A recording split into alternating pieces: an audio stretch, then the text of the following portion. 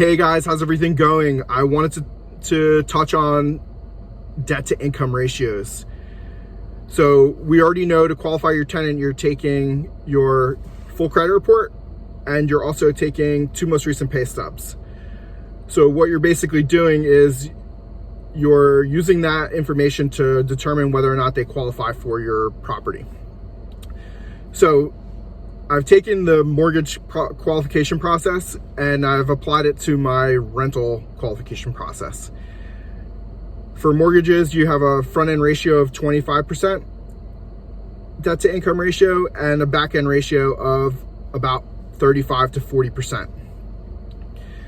So what this means is your front-end ratio, 25%, is what your monthly rental payment should be against what your monthly income is, and this is gross income. Now your back end ratio is going to be your monthly rent plus any liabilities you have: credit cards, car payment, student loans, anything else that's going to show up on your credit report as a liability that you have to make a monthly obligation to.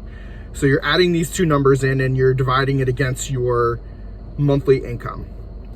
This is going to determine what your back end ratio is, or how much they can afford at a maximum level.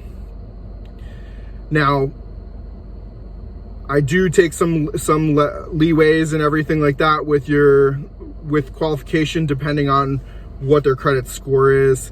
If they have no real liabilities, or their liabilities are really low, I will allow the front end ratio to go a little bit higher if in those instances.